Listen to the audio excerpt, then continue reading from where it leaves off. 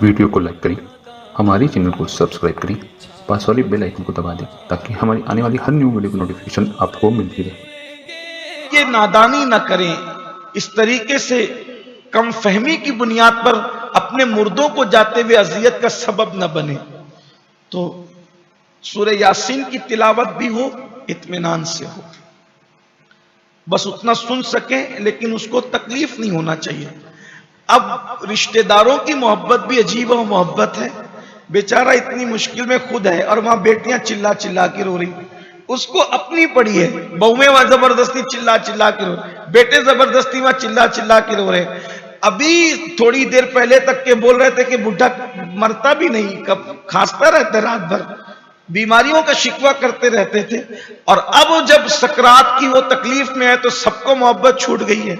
वहां सुकून का माहौल होना चाहिए था। इसीलिए इमाम अहले सुन्नत सैयदी आला हजरत इमाम अहमद रजा खान मुहद्दिस बरेलवी रहमतुल्लाह अलैह जब दुनिया से तशरीफ ले जाने लगे तो आपने 2 घंटा चंद मिनट पहले एक वसीयतनामा लिखवाया जिसको वसाया की शक्ल में शाये किया गया, और आपने यही फरमाया कि जो तस्वीर वगैरह है वो सब हटा दो, यहां से कोई नोट वगैरह कुछ अगर हो तो उन्होंने तो बतौर तकवा कहा कि मेरे कमरे से निकाल दो।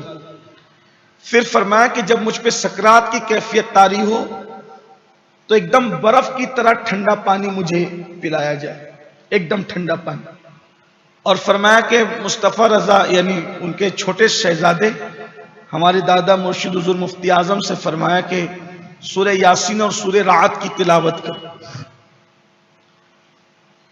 तो हालांकि हालत सकरात में भी देखिए अल्लाह वालों की शान होती है, उन लोगों को सकरात और तकलीफ के वक्त भी अल्लाह ताला वो बोझ तो उठाते हैं तकलीफ का, लेकिन उनकी अक्ल अक्सर लोगों की सलामत रहती है।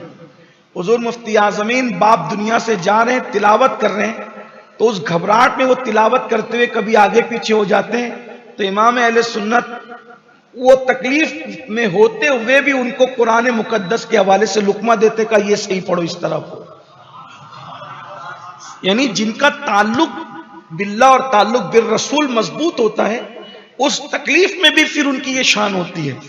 लेकिन हम तो अपनी बात कर रहे हैं, गुनहगारों की, हम मुजरिमों की बात कर रहे हैं कि तकलीफ तो सबको उठानी है तकलीफ, लेकिन उस वक्त तो माहौल पुरसुकून रखो, रोने वालों को निकाल दो खामोशी के साथ, कुत्ता वहां ना हो, तस्वीर वहां ना हो, बदबू की कोई चीज वहां ना हो, नापाक औरतें जिन पर महीने की वो नापाकी तारी है वो वहां उस वक्त रूह निकलते वक्त मौजूद ना हो।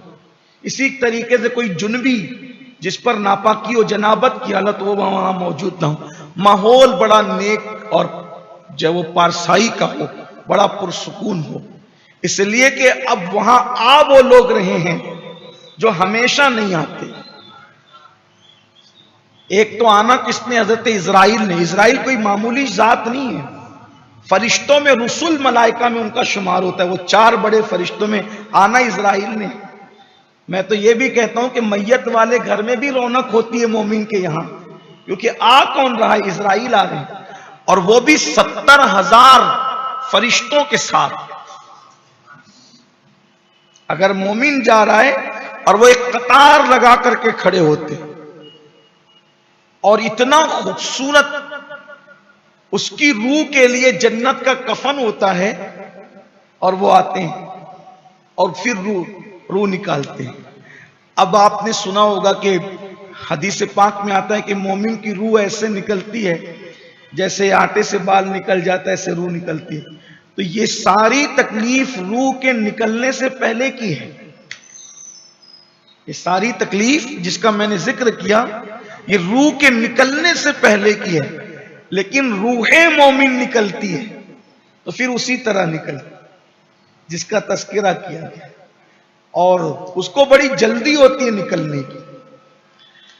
अगर कुरान हदीस की मालूमात हो तो जाने वाला जन्नती है या जहन्नमी है, आप देखकर ही पता कर लेंगे। अगर मरते वक्त ऐसी आवाज निकले हलक से जैसे जानवर ज़बा करते हुए, नहीं वो बछड़ा गड़ गड़ गड़ की जो आवाज निकालता है, भयानक सी आवाज, اگر ایسی آواز نکل رہی ہے تو علامت اچھی نہیں ہے.